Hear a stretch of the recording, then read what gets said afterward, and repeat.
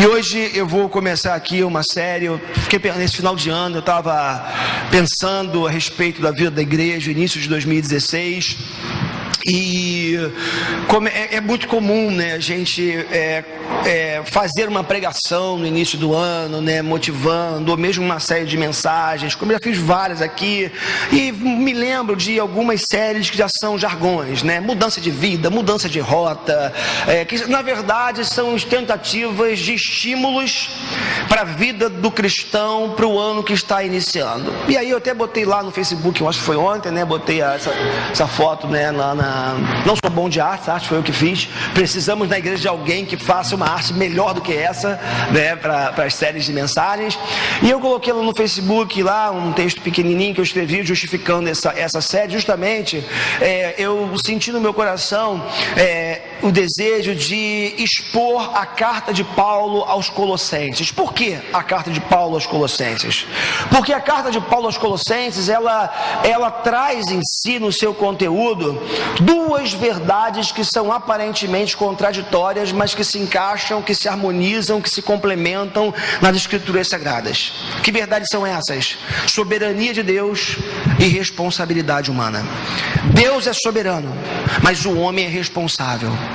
Deus é o Senhor de todas as coisas, mas o homem, de alguma forma, ele é responsável pelos seus atos, ele vai responder por tudo que faz aqui nessa vida. Então é uma equação, os teólogos se debruçam sobre isso por séculos e séculos, mas eu ouso aqui nessa manhã dizer que é uma equação que não fecha, e a minha proposta nessa série não será tentar fechar a equação, resolver a equação, mas deixar muito claro, apresentar de forma muito clara o que eu pretendo, essas duas verdades absolutas, para que nós possamos, mesmo que nós não consigamos fechar a equação, porque às vezes dá um nó. Quando você pensa no sofrimento do mundo, na fome, no Estado Islâmico, quando você pensa em tantas situações que você vê que são terríveis no mundo, né? Eu imagino e sei que questionamentos se levantam. Se Deus é soberano, por que tudo isso acontece?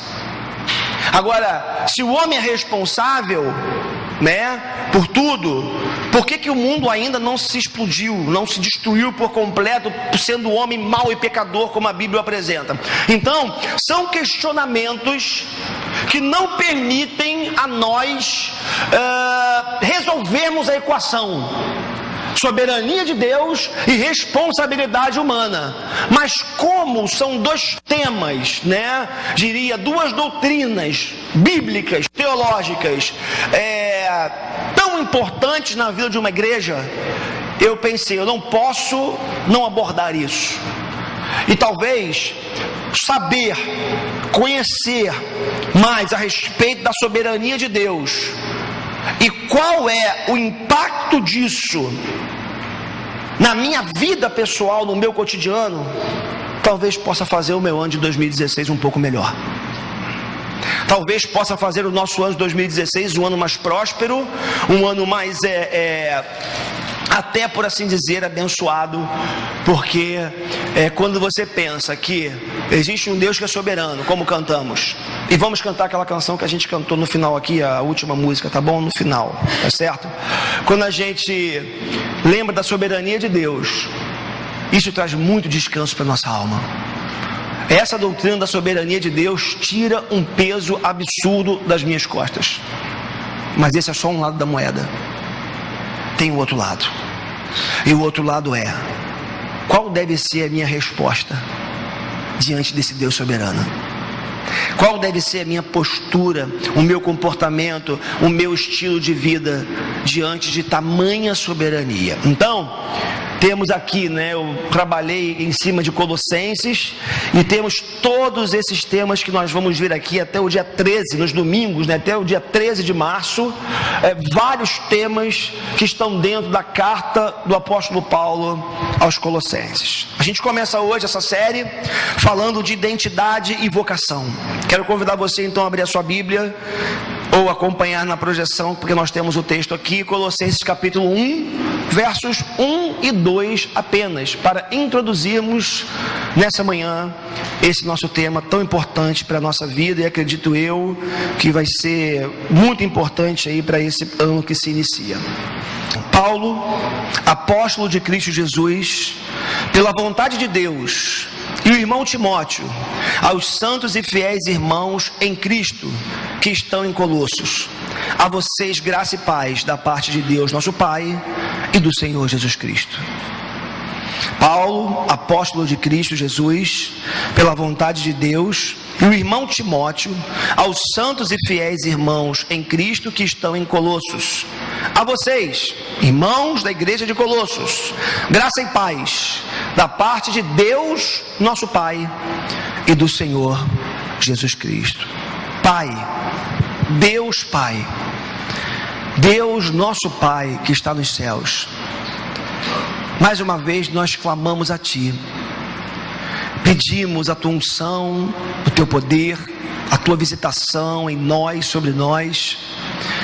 Pedimos que o Senhor venha ao nosso encontro e aplique as verdades eternas contidas nesse texto no nosso coração. Eu, Senhor, não tenho como de mim mesmo transmitir nada aos meus irmãos nessa manhã. Não tenho. No máximo conhecimento humano, no máximo fruto material, fruto de estudo, mas isso não é o mais importante nessa manhã. Nessa manhã, Deus, o mais importante aqui é transmissão de vida, é transmissão de verdade eterna, é a transmissão de conteúdo espiritual. E esse é o desejo do meu coração, é o clamor do meu coração e o anseio também do coração dos meus irmãos nessa manhã. Então que o Senhor faça uma obra linda aqui nos nossos corações, por meio da Tua palavra. Ó Espírito Santo de Deus, damos total liberdade para falar entre nós e em nós. Repreendemos todo o mal, repreendemos todo espírito, Senhor, de confusão, repreendemos todo espírito de ceticismo, repreendemos, Pai, todo aquilo que possa tentar impedir, Pai, de absorvermos, de incutirmos na nossa própria vida a Tua palavra. Deus, que o Senhor repreenda toda distração, tudo que não vem do Senhor nessa manhã, para que haja aqui um ambiente totalmente propício, tanto no mundo exterior quanto no mundo interior, que a nossa individualidade, que haja essa condição, por assim dizer, perfeita, para que a Tua palavra penetre no nosso coração e transforme a nossa vida. Oramos em nome de Jesus. Amém. Amém. Então, a nossa série Soberania de Deus e a Responsabilidade no Cotidiano, hoje falando sobre identidade e vocação. Nosso texto-chave dessa manhã é Colossenses, carta de Paulo aos Colossenses, capítulo 1, versos 1 e 2. Queridos, vocês sabem que Paulo era apóstolo aos gentios. Apóstolo Paulo, ele foi chamado por Deus a completar o quadro apostólico depois da morte de Judas, claro, a posteriori, tendo a igreja no primeiro momento, ou os apóstolos no primeiro momento, avançado um sinal, fazendo o que Deus não mandou fazer, tentando colocar uma outra figura para completar o quadro apostólico dos 12, depois da morte de Judas.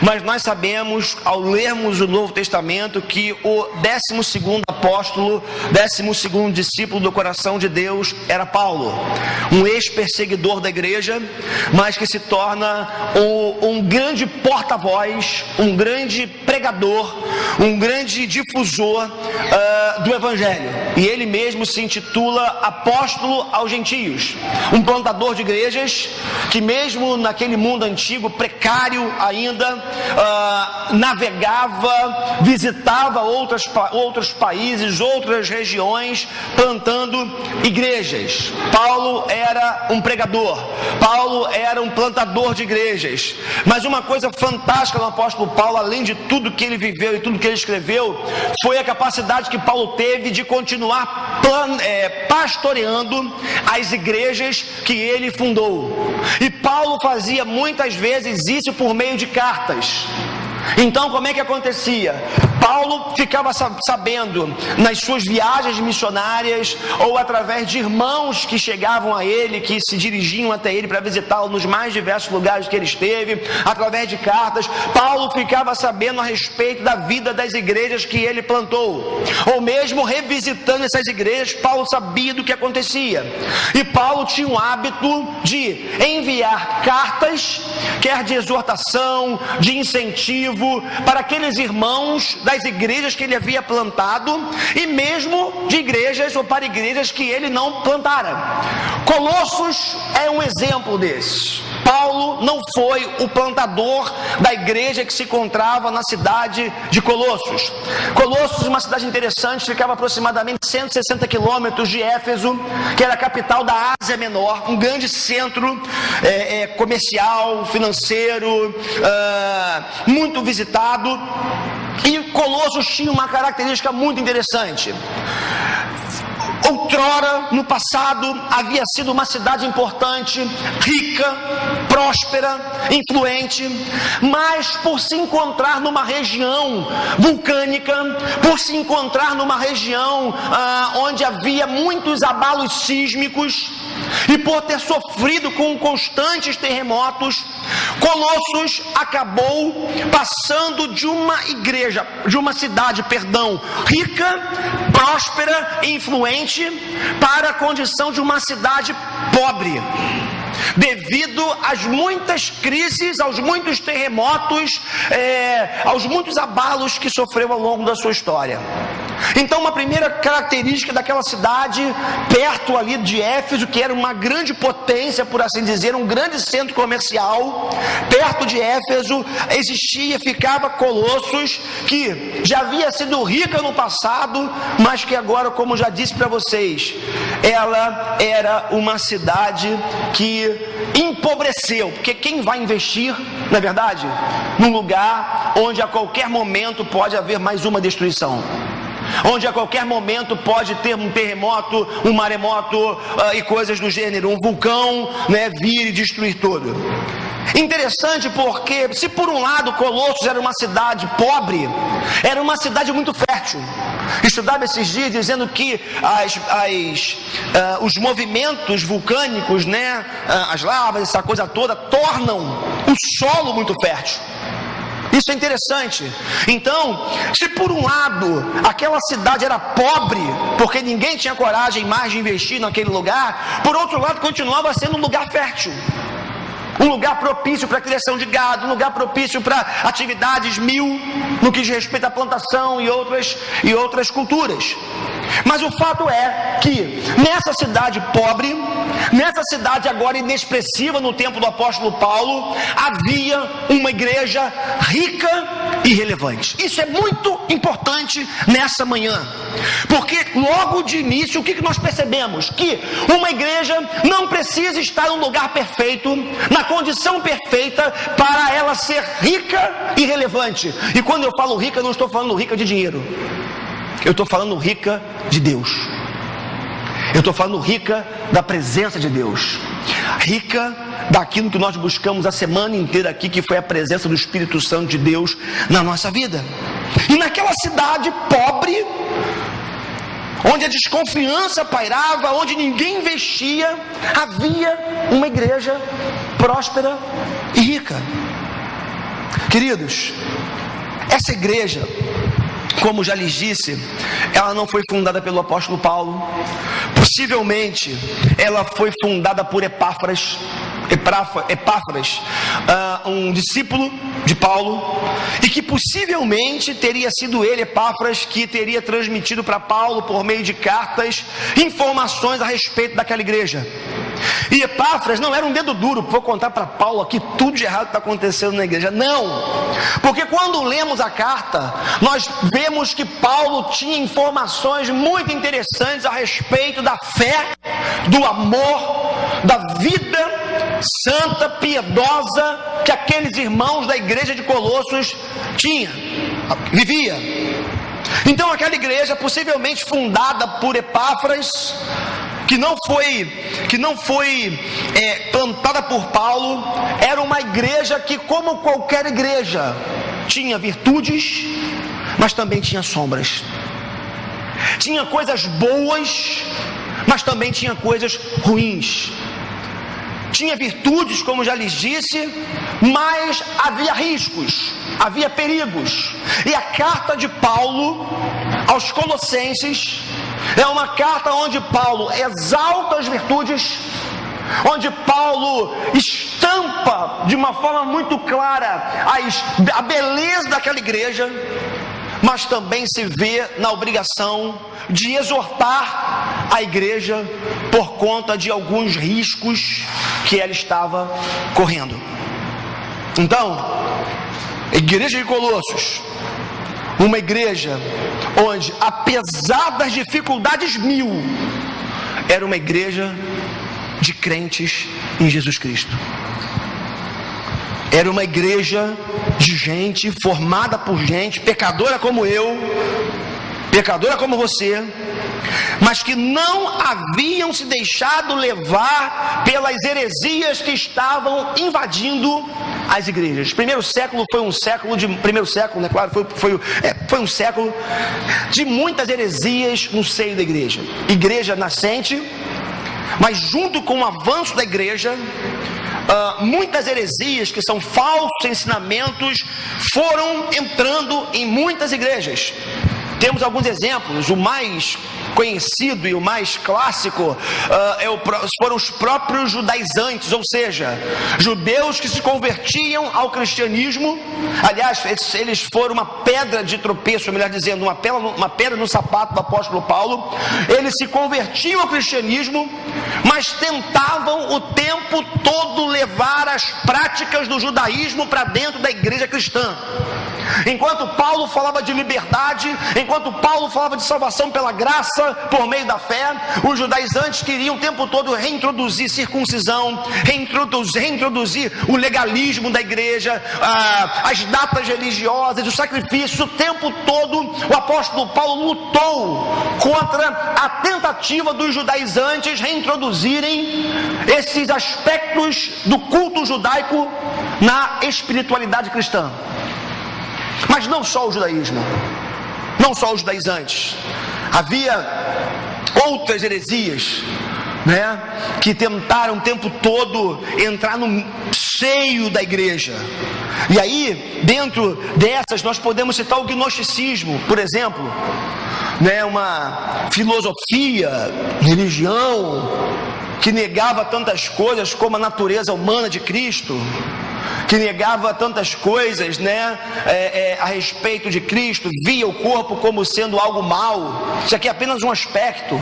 E se o corpo é algo mal e a alma é boa, a filosofia é platônica. Se o corpo é mau e a alma é boa, como que um Deus santo, espiritual, pode ter habitado num corpo pecaminoso? E a lógica era simples: uma alma boa, uma vez conectada a um corpo mau, ela se corrompe. Então, muitas heresias tentaram entrar no seio da igreja. E aí a gente se encontra com essa igreja de Colossos, essa carta interessante. E essa carta, nós podemos dizer, como eu li essa semana de um escritor, de um autor, falando sobre essa carta aos Colossenses, ela se constitui um verdadeiro tratado cristológico. Por quê? Porque a carta aos Colossenses vai revelar quem é Jesus, vai revelar a sua soberania, vai revelar a sua majestade, vai revelar a sua glória, como nós veremos nas próximas semanas. Então, alguns autores vão dizer que a carta aos Colossenses se constitui um verdadeiro tratado cristológico. Cristologia, que é uma doutrina bíblica, que é uma doutrina que nós estudamos na teologia, que fala a respeito, por exemplo, das duas naturezas de Jesus, 100% homem, 100% Deus. Fala da sua divindade, da sua humanidade, importantíssima na vida de qualquer igreja. Estudar cristologia é importante para a solidificação da nossa fé. Estudar cristologia faz com que nossa alma, nossa mente centralize em Cristo na vida da igreja e na nossa própria vida. Então, uma carta com conteúdo cristão, por assim dizer, cristológico muito forte, e uma carta ao mesmo tempo extremamente atual para os nossos dias. Sabe por quê? Porque Hoje ainda, o que nós temos é uma verdadeira tolerância com os erros e ao mesmo tempo uma imensa intolerância à verdade.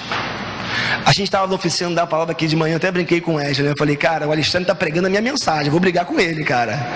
Que muita coisa que o Alexandre falou aqui hoje de manhã na oficina da palavra, eu não sabia o tema, e o que foi cantado no louvor de manhã também, isso enche meu coração de um fogo quando eu vejo isso, irmãos.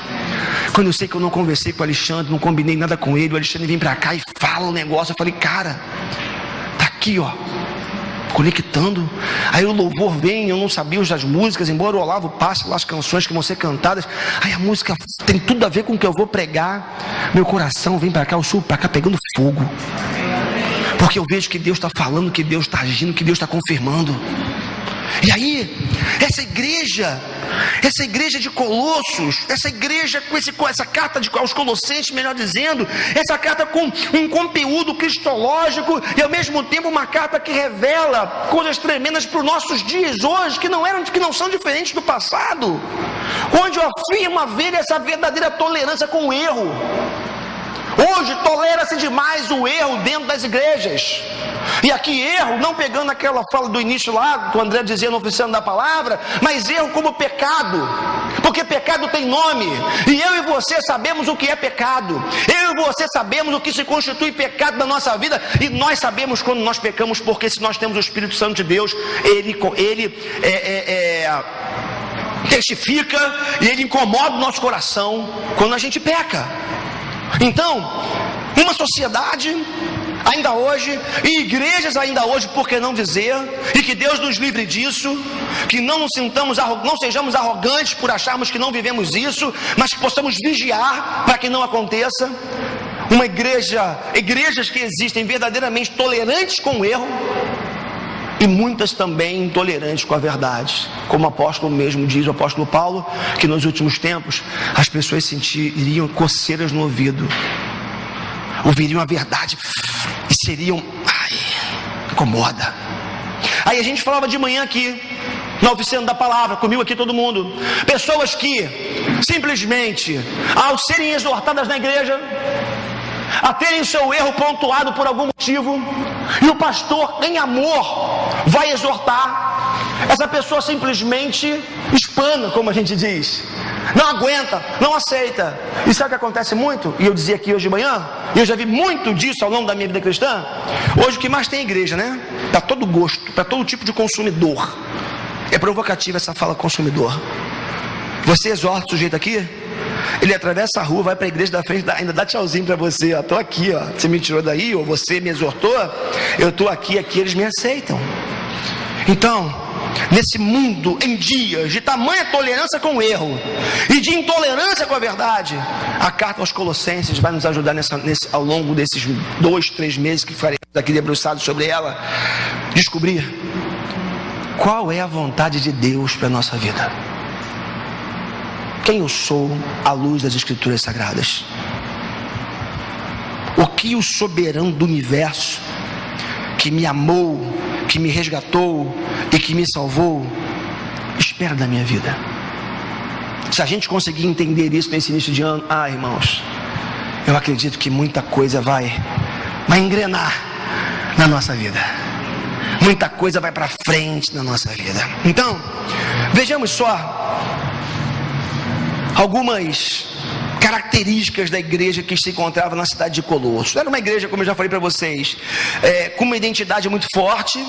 Paulo revela isso logo nessa saudação inicial, e veremos ao longo dos próximos capítulos, das próximas semanas. Uma igreja que, embora pequena, embora pobre, ela era relevante e paradigma para muitas outras comunidades de fé. Irmãos, um grande erro nosso, um grande erro meu, Daniel, tá ali, né?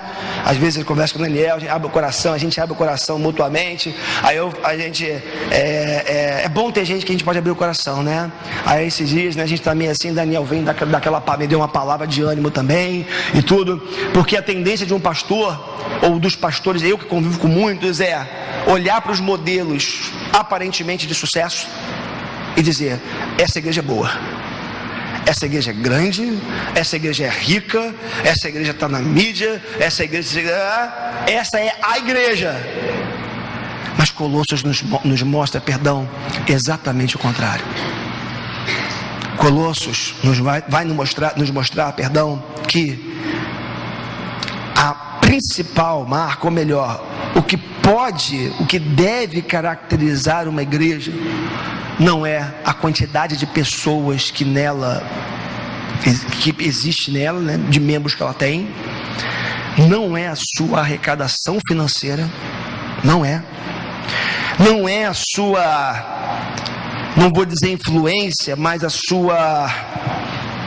seu avanço no que diz respeito ao crescimento numérico, quantitativo, mas serão justamente características espirituais que precisam estar presentes na vida de qualquer igreja, se essa igreja realmente quiser ser uma igreja impactante, relevante, influente, poderosa, segundo a vontade de Deus, não segundo os padrões humanos, não segundo os modelos humanos. Algumas características, separo 3 ou 4 aqui nesses versículos iniciais, 2 versículos iniciais, e vamos nos encontrar com mais alguns textos nessa manhã ainda. Primeira característica, que eu encontro nessa igreja, é que essa era uma igreja que reconhecia a autoridade espiritual dos seus líderes. Vou pular porque o Alexandre já pregou isso hoje, estou brincando, mas já falou sobre isso, não foi? Falando sobre Tito hoje, impressionante. Eu não peguei cola do Alexandre aqui não. Aí Alexandre pregou, deixa eu incluir aqui no meu sermão. Não, está pronto. Minha mulher sabe. Uma igreja que reconhecia a autoridade espiritual dos seus líderes. Na saudação, Paulo começa falando a Paulo e Timóteo, aos irmãos que estão, Paulo, apóstolo de Cristo Jesus, e Timóteo, aos irmãos que se encontram na cidade de Colossos. Paulo era o grande líder daquela igreja, embora não tivesse sido plantado naquela igreja. E Paulo exercia uma influência muito forte naquela igreja. É interessante porque a autoridade pastoral, a autoridade apostólica era reconhecida por aqueles irmãos. Eles, quando Paulo escreve aquela carta, eu fico imaginando, eles ouviam aquela mensagem. Não tinha WhatsApp, não tinha internet, não tinha Facebook, demorava-se meses ou anos para uma carta chegar no seu destino. Eu fico imaginando com que avidez e alegria eles recebiam cartas como essa do apóstolo Paulo.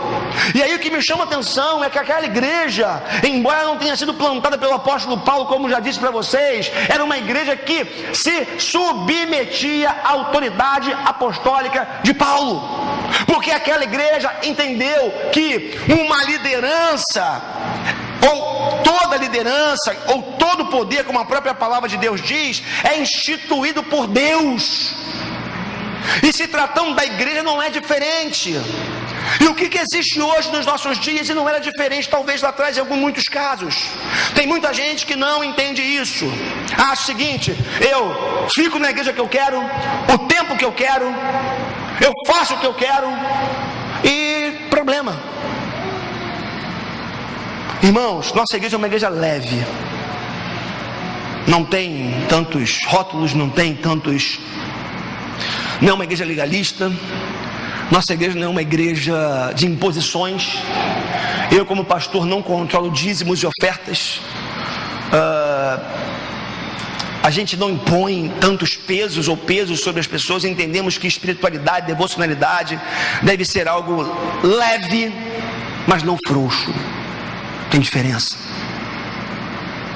Não tem a ver com roupa, não tem a ver com chinelo e bermuda, né? Não tem a ver com ostentações, sejam quais forem. Nossa igreja é uma igreja leve. E talvez a leveza da nossa igreja, ao longo do tempo, tenha roubado da gente aqui esse senso de hierarquia e esse senso de autoridade espiritual na igreja.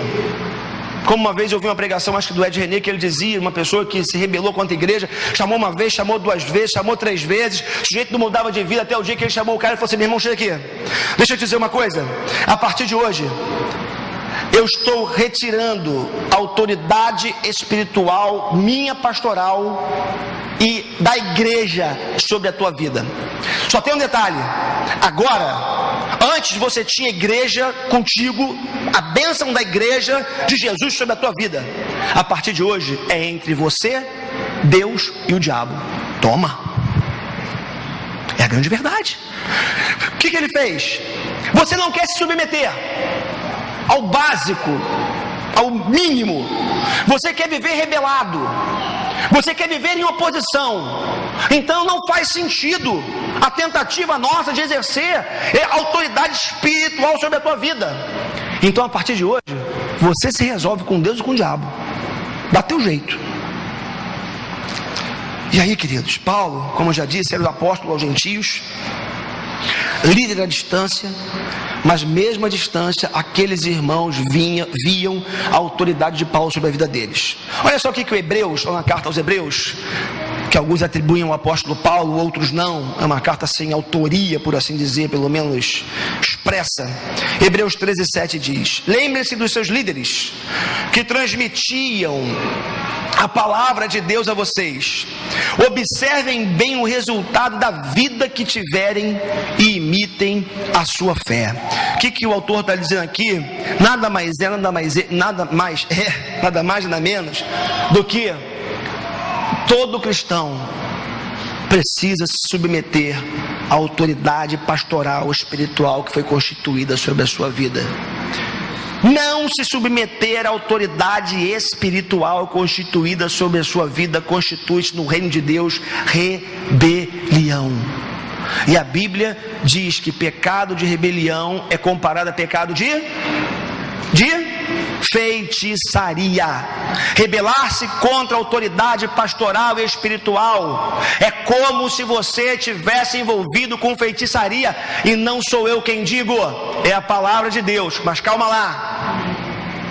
Toda vez que uma pessoa aqui é recebida como membro, ou melhor, é batizada aqui na igreja, é recebida como membro, eu costumo, quando não esqueço, fazer uma pergunta: você promete se submeter à liderança dessa igreja, à autoridade pastoral, até esta igreja, ou enquanto esta igreja se mantiver fiel às escrituras sagradas e ao Senhor?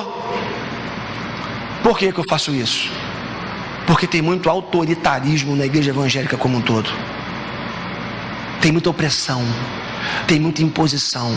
Conheço lugares onde o pastor determina se o sujeito vai casar com A, B ou C. Eu conheço lugares onde o pastor determina se o cara vai trabalhar em determinado emprego ou não. E funciona assim. Graças a Deus que a gente não caminha por essa linha. Somos leves, mas nessa igreja tem autoridade espiritual. E na nossa igreja se constitui na figura pastoral que sou eu e no conselho da igreja que junto comigo administra. Rebelião é pecado. Voltar-se contra a autoridade espiritual é pecado. É como eu costumo dizer, com todo cuidado no coração. Todo cuidado. Está infeliz? Não sai da tua igreja porque tu está discordando, não. Ora a Deus. Se Deus falar com você que chegou o teu tempo aqui, primeiro você peça a Deus em oração para te mostrar para onde que Ele quer que você vá. Agora não sai brigado da tua igreja. Não sai porque você, mais uma vez como vimos mais cedo, porque você se chateou, brigou, ficou melindrado. Irmãos, isso abre uma porta absurda do inferno na tua vida. É aquilo que os nossos irmãos pentecostais chamam de brecha. Abre a brecha. Então, aquela igreja era uma igreja que entendeu o princípio da autoridade espiritual, da hierarquia, que é tão fundamental na vida da igreja. Uma segunda característica dessa igreja de Colossos, dessa cidade, é que aquela era uma igreja de gente santa. Oh, coisa boa! Era uma igreja de gente santa. Olha que coisa linda. Paulo está falando ele saúda os irmãos, e Paulo, apóstolo de Cristo Jesus, pela vontade de Deus, e o irmão Timóteo, aos santos e fiéis. Que coisa linda! Paulo está escrevendo para santos e fiéis que se encontravam na igreja de Colossos. Isso é muito importante, essa segunda característica. Aquela igreja era uma igreja formada por gente santa. Pastor, eles não tinham pecado nenhum, eram santos? Não, porque santidade não é sinônimo de ausência total de pecado. Santidade não é sinônimo de perfeição de vida. Para mim, um grande ícone de santidade na Bíblia, no Antigo Testamento, é Davi. Porque pecado não tem a ver com a ausência de pecado. Ser pecador, melhor dizendo, não tem a ver com a ausência de pecado na nossa vida, mas tem a ver com a capacidade de você chorar pelo seu pecado, você reconhecer quem você é, ser santo, na verdade, ser santo, não ser pecador. Deixa eu mudar aqui que eu troquei a fala, para deixar bem claro. Santidade não significa ausência de pecado, mas significa capacidade de reconhecer, chorar e abandonar o erro. E Davi era alguém que fazia isso com constância. Aquela igreja é uma igreja de santos. Eles haviam rompido com a idolatria e o paganismo. Aquela região é uma região completamente pagã, idólatra. Mas Paulo, quando diz que aqueles irmãos eram santos, e a palavra santo no seu original significa separado, significa dizer que aqueles irmãos entenderam que não poderiam mais caminhando no mesmo passo, na mesma direção que todos da cidade faziam.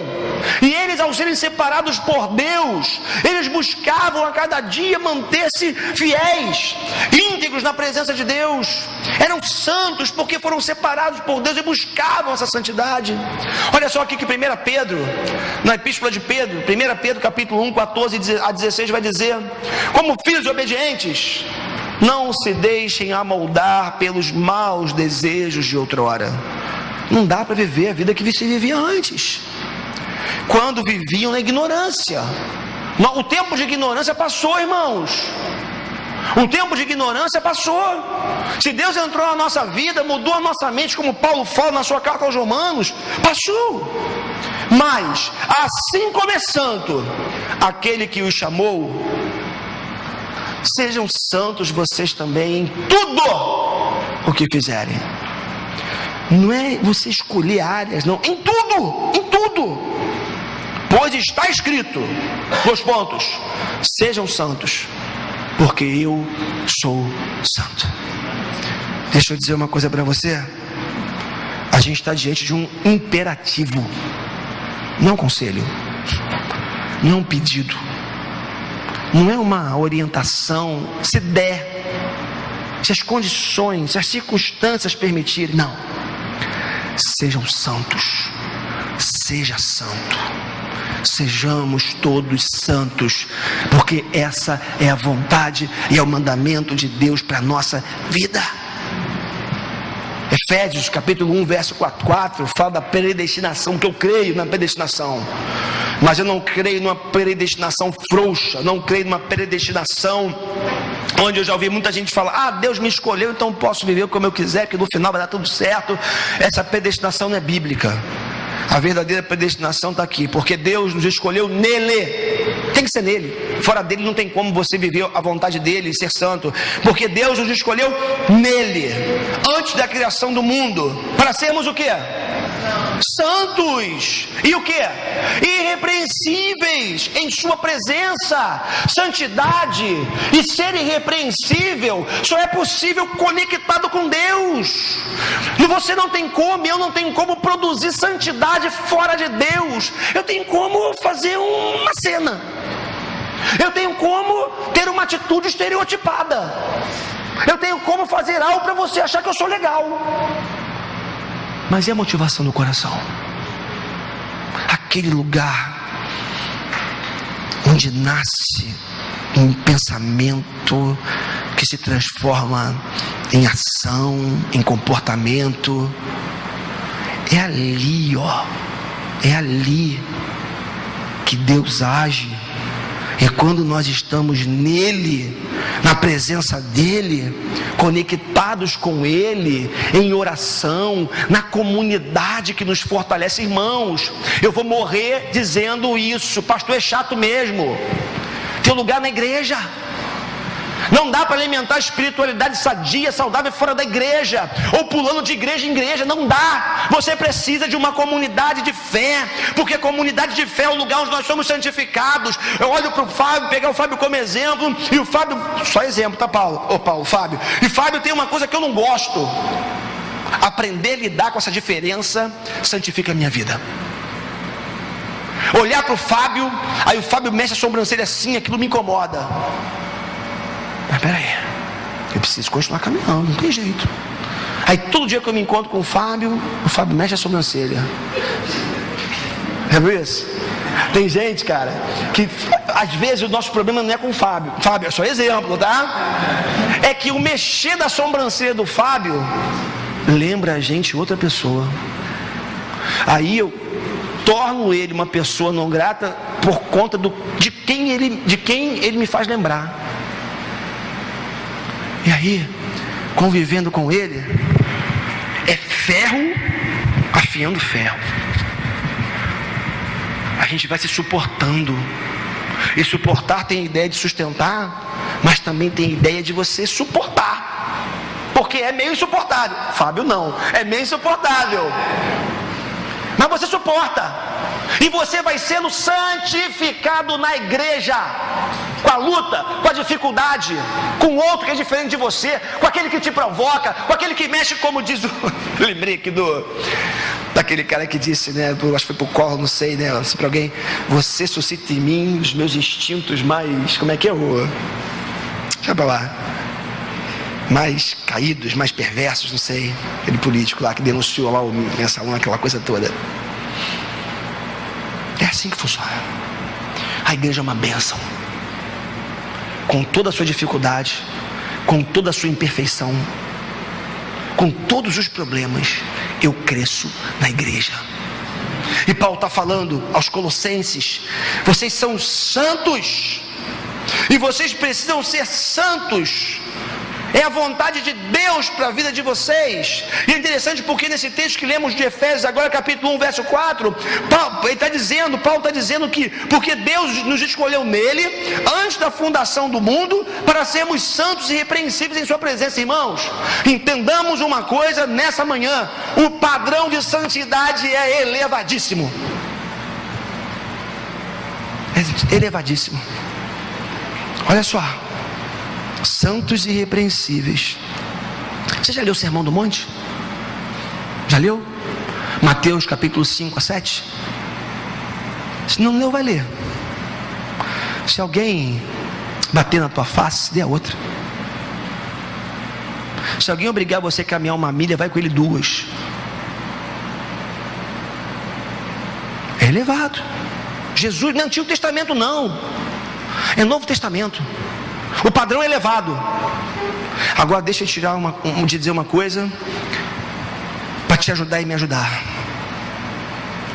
Paulo termina esse versículo 4 de Efésios, que é um texto complementar que a gente está lendo aqui, dizendo que nós podemos ser santos e irrepreensíveis na presença de Deus. Eu vou repetir o que eu já disse aqui hoje. Não é por você, não é você, não é porque você é bom, legalzinho, bacaninha. É a presença de Deus que vai te capacitar a viver a santidade que Ele mesmo, Deus, espera que você viva. Você consegue entender nessa manhã a importância de você conectar com Deus? Você consegue entender? Porque se você conecta com Ele, se cumpre aquela troca de fardos que Jesus diz: deixa o teu fardo pesado comigo, toma o meu que é leve.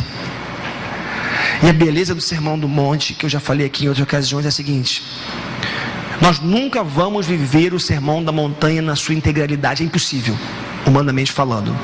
É impossível. Só Jesus viveu.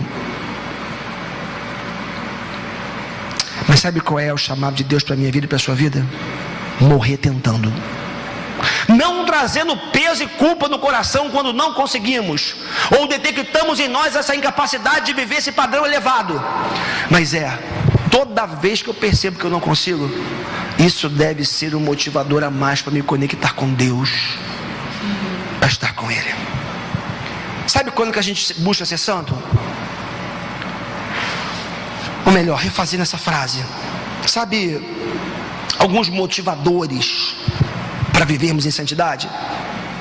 Falei aqui na vigília, durante a semana de oração, temor de Deus. Sabe o que é temor? É a convicção da presença. Deus está comigo, Deus está aqui, Deus está em mim, Deus está ao meu lado. É aquela sensação de que Deus está aqui, cara. Não é aquela coisa aterrorizante, cuidado, olhinho com o que vê, que as crianças aprendem, né? Cuidado, mãozinha no que toca, né? Não é isso. É você fazer como José do Egito. Como poderia eu fazer tal coisa contra o meu Senhor? Sabe por quê? O José tinha convicção de que Deus era presente. Sabe qual é o nosso problema? Nós perdemos a capacidade de perceber Deus no dia a dia.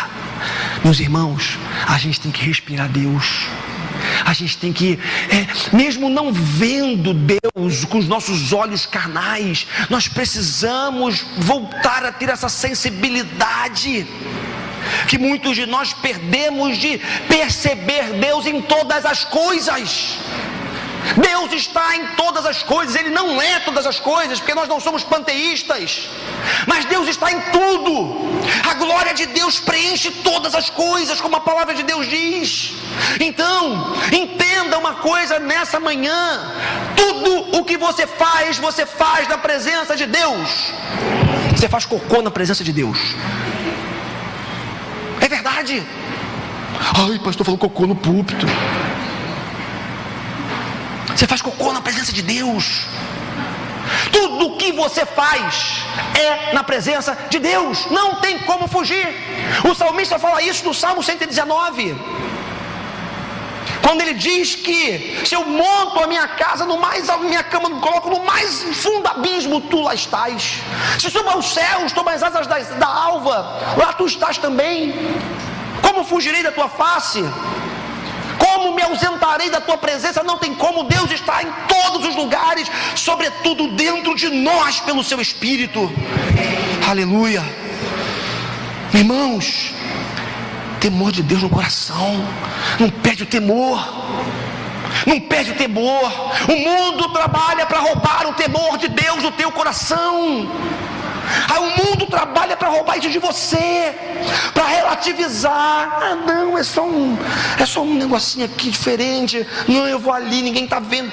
Deus está o tempo todo no teu encalço, como o John Stott diz, é o cão de caça do céu, no bom sentido. Temor a Deus faz com que a gente busque santidade. Gratidão faz com que a gente busque santidade. Aí, citando mais precisamente José do Egito, quando olhou e viu tudo que Deus tinha feito por ele, ele falou: cara, como é que eu vou fazer isso? Deus é tão bom. Deus é tão bom. Deus é tão bom. A única coisa que eu posso fazer é tentar viver uma vida santa, para a glória dele. Outra coisa que faz a gente, nos ajuda nesse processo de santidade, é quando a gente pensa um pouquinho mais. Irmãos, a gente sofre porque a gente não pensa muito, a gente é impulsivo. E se você parar em algumas situações e pensar que o que você está prestes a fazer é pecado, e que pode arruinar a tua vida, porque pecado tem consequência prática, se você tiver um mínimo de inteligência, você vai chegar à conclusão de que não vale a pena fazer algumas coisas. A tentação vem, o impulso vem, mas como nós não somos pessoas que são influenciadas, dominadas, controladas pelo sistema, porque temos o Espírito Santo de Deus, o Espírito de Deus nos mostra, nos ilumina, nos capacita a frearmos os nossos impulsos, sejam eles quais forem. Não existe para o homem de Deus, mulher de Deus, eu não aguentei. Tu não aguentou, não, tu deu o primeiro passo, deu o segundo, tu afundou o pé lá, tu foi. Mas é óbvio. Pecado você resiste de longe. Está lá. Provérbio diz que o insensato vê o abismo e anda assim nele, ó, flertando. Opa, não foi dessa vez. O prudente vê o abismo, passa aqui. Não flerte com o pecado. Não caminhe próximo do erro, porque pode ser destrutivo para a tua vida, para a tua família, para a tua história. Tema ao Senhor, presença, seja grato, pense um pouco mais, use a cabeça, que você vai ver como que você vai viver vida mais santa. E quer uma última motivação para você ser santo? À luz das Escrituras Sagradas, lá no Sermão da Montanha também Jesus falou, não tem na projeção: bem-aventurados os limpos de coração. Por quê? Quer ver Deus? Quer ver Deus? Quer ver Deus? Seja limpo de coração. Seja limpo de coração. Mas aqueles irmãos da igreja de Colossos não eram apenas santos, são definidos também como fiéis. Gosto disso. Que o Senhor nos conceda também essa bênção nessa manhã. Eles confiavam em Jesus, e Paulo reconhece aquela fidelidade logo na introdução da carta. É interessante porque essa fidelidade a Deus tem a ver com a crença no objeto correto da nossa fé, que é o próprio Deus, ok? E também um estilo de vida coerente com a nossa fé. Por quê? Não adianta apenas você crer no objeto certo, que no nosso caso é Deus, né? Nosso Pai, Filho, Espírito Santo, a Santíssima Trindade. Não basta no que diz respeito a sermos fiéis a Deus. Você tem que crer no objeto certo, e você tem que viver de acordo com aquilo que você diz crer, que você professa. Presta atenção em umas coisas. Fidelidade é um termo, tá, que tem a sua origem no latim, fidelis, né? Essa é a expressão. Tem a ver com compromisso, tem a ver com aquilo que é leal, ou com quem é leal, né? Tem a ver com ser honesto, ser verdadeiro com você mesmo, com o outro e com o próprio Deus. Fidelidade é uma condição, é um estilo de vida, é um estado que nós precisamos viver, e dentro dessa amplitude dos nossos compromissos, da vida como um todo. E fidelidade é uma característica humana, mas que não nasce na nossa humanidade, mas tem como modelo principal o próprio Deus. Fidelidade é um dos principais atributos de Deus. O que é atributo? São características, são perfeições do ser de Deus, que a teologia trabalha muito bem. Então, essa fidelidade que Deus espera em nós, Ele só espera em nós porque nos deixou o modelo, e um modelo perfeito que é Ele mesmo, Deus. Por exemplo, Deuteronômio capítulo 7, verso 9 diz assim, temos na projeção: saibam, portanto, que o Senhor, o seu Deus, saibam, portanto, que o Senhor, o seu Deus, é Deus. Ele é Deus fiel, que mantém a aliança e a bondade por 1000 gerações daqueles que o amam e obedecem os seus mandamentos. Deuteronômio capítulo 7, verso 9.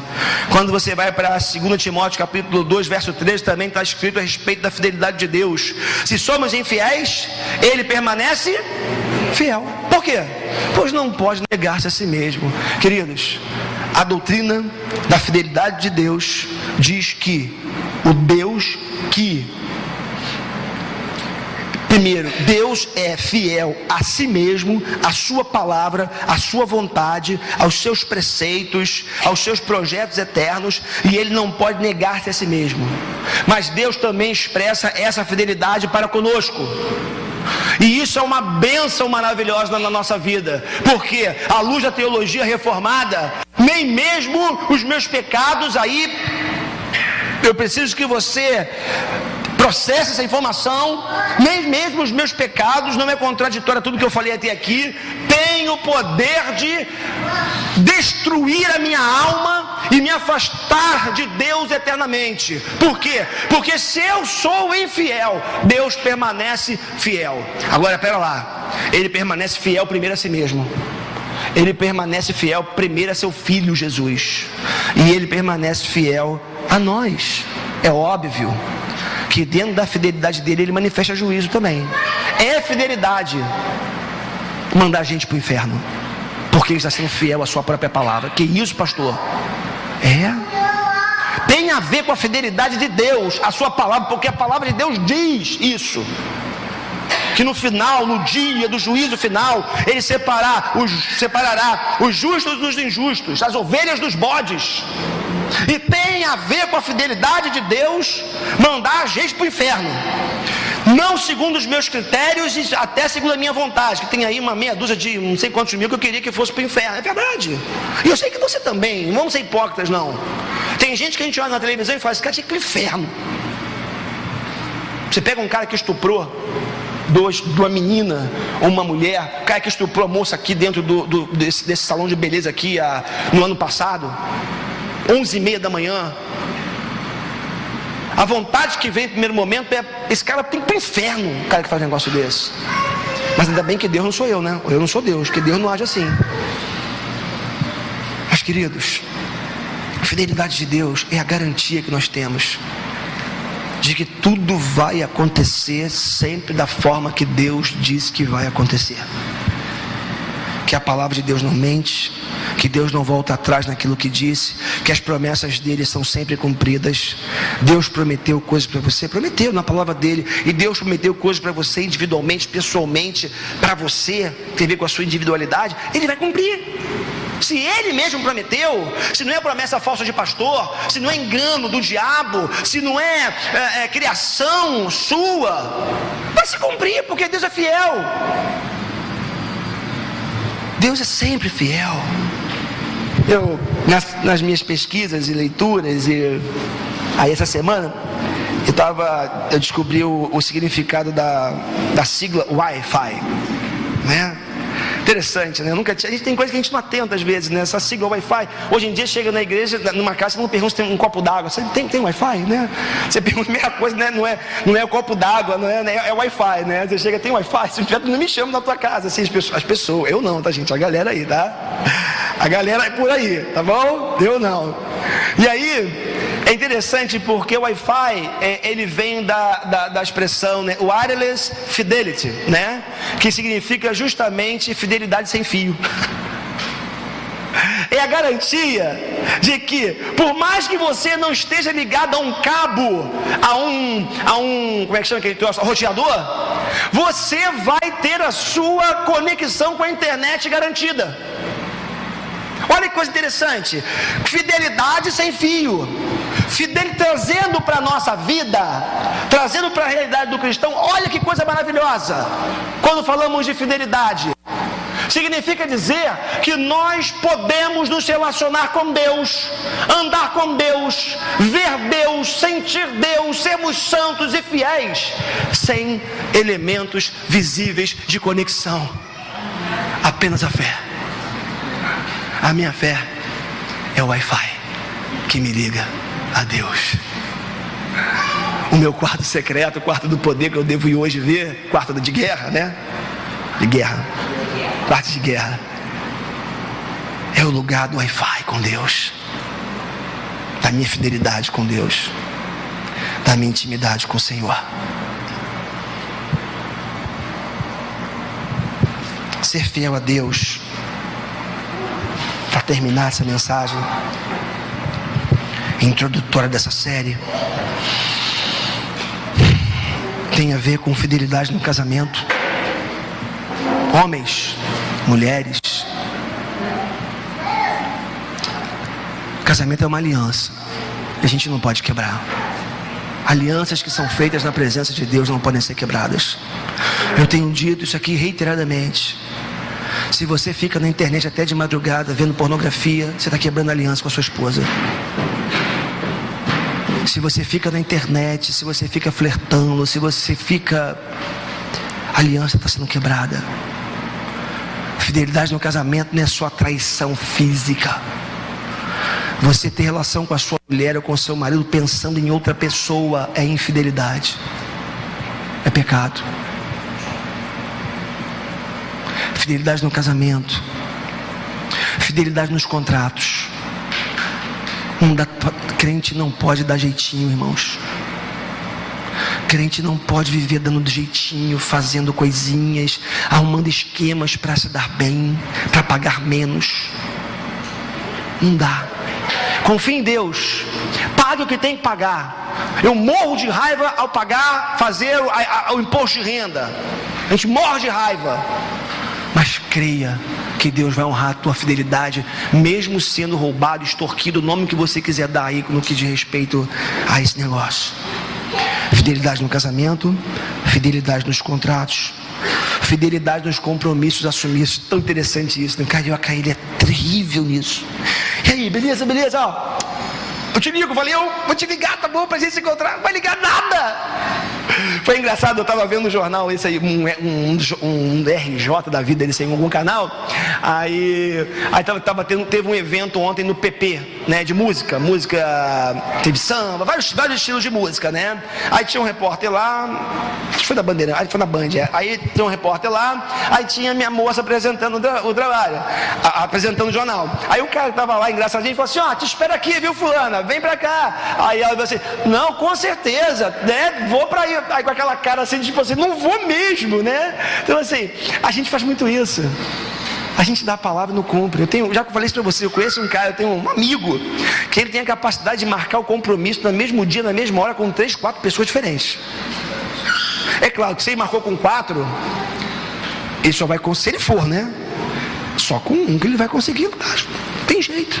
E eu já fiquei esperando e já morri de raiva. Fidelidade nos compromissos assumidos, fidelidade aos princípios e valores do reino de Deus. Ser fiel a Deus não é só orar, embora faça parte, não é só ler a Bíblia, embora tenha a ver, é o todo da nossa existência. Aquela igreja de Colossos, eu termino agora, concluindo essa mensagem. Paulo detectou que era uma igreja que tinha uma identidade, uma vocação muito estampada. Essa carta aos Colossenses mostra que havia uma digital do Espírito Santo de Deus na vida daqueles irmãos. Havia impressão de Deus na vida daquelas pessoas.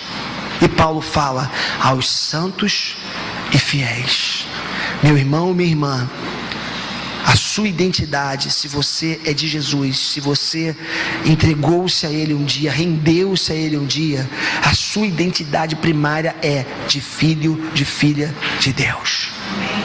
E a sua vocação é para santidade e fidelidade. Amém?